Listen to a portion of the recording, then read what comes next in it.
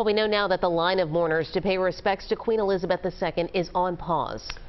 Authorities there in London, they've been temporarily stopping people from getting onto the back of the line. Eyewitness News anchor Jim Donovan is live in London. So, Jim, at this point, any indication when they'll allow people to start rejoining that line once again?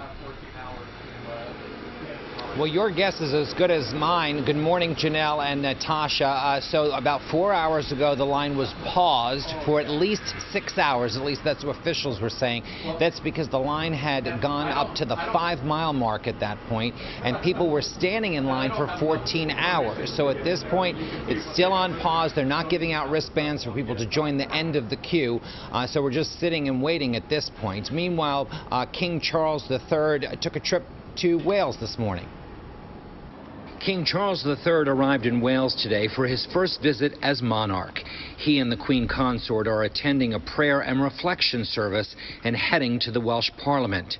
It's Charles' final stop on his visits to the 4 nations of the UK as king. The outpouring of love and affection for the late monarch measured in miles as tens of thousands from around the world wait to see the Queen's coffin. She was an amazing woman and the heart and soul of his country.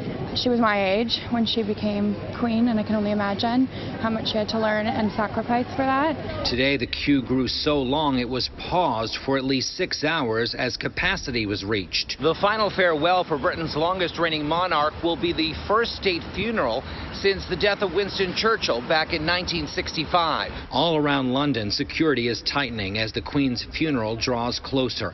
Marksmen can be seen on rooftops and bomb-sniffing dogs on the streets. Police teams and anti-terror squads are preparing for the biggest security challenge the country has ever seen. Among the 2,000 people attending, the guest list includes President Biden, French President Emmanuel Macron, and the Prime Ministers of Canada, Australia, and New Zealand. A smaller private burial service is planned for after the funeral at Windsor Castle.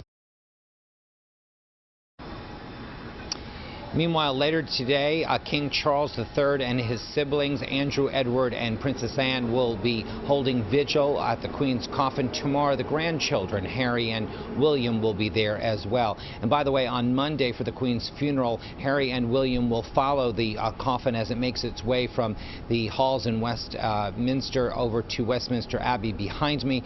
The Queen will be carried by a horse-drawn carriage, horse-drawn gun. It's like a gun carriage that was used last time for her father's funeral as well as for Winston Churchill's funeral back in 1965. But again, the lines are on pause here in London after they reach the 14-hour mark as far as people waiting in line. Back to Natasha and Janelle in the studio. And Princes William and Harry following the Queen's coffin on Monday. Apparently that was a request from the Queen herself. And we heard William earlier this week saying walking behind the casket was just reminiscent of when he and his brother walked behind his mother's casket coffin after she passed away, Jim. Exactly. So the other day when the coffin was moved from Buckingham Palace to the halls of Westminster, afterwards he was in Sandringham, the country home of Queen Elizabeth, and while they were greeting people, mourners that were paying tribute to Her Majesty, William was heard on camera saying that, you know, it just brought back memories from when his mom had passed away. And Jim, I know that you've been talking about, we still don't know about the line being paused or when the pause is going to be, released at this point. We were reading about people who have come from all over, obviously, just to get in line, no matter how long it's going to take to get through. And people that are literally begging to get in line at some point and to get in line at any time. So, it's really a sense of desperation because they've come from so far to see this. I will say this is the first big hiccup that we've seen out of this, because it wasn't until about 5 o'clock this morning, Philadelphia time, that they announced that the line was going to be put on pause. So you've already got people on their way to that site. So what do you do with all those people? I mean, obviously you're not going to give them wristbands, but that's the big question right now is what do they do with these people while they're waiting for the line to shorten up? And we haven't had any word at this point what's going to happen. But again, minimum 6-hour pause. All right, we'll continue to follow it. Jim on the ground for us there in London. So good to see you, Jim. We'll check back with you in a little bit. All right, you can still follow and hear Jim at 10:15 this morning when he broadcasts live from London on the CBS Philadelphia Facebook page. And he'll be sharing more of his behind-the-scenes experiences over the last week while covering the Queen's death. We'll be right back.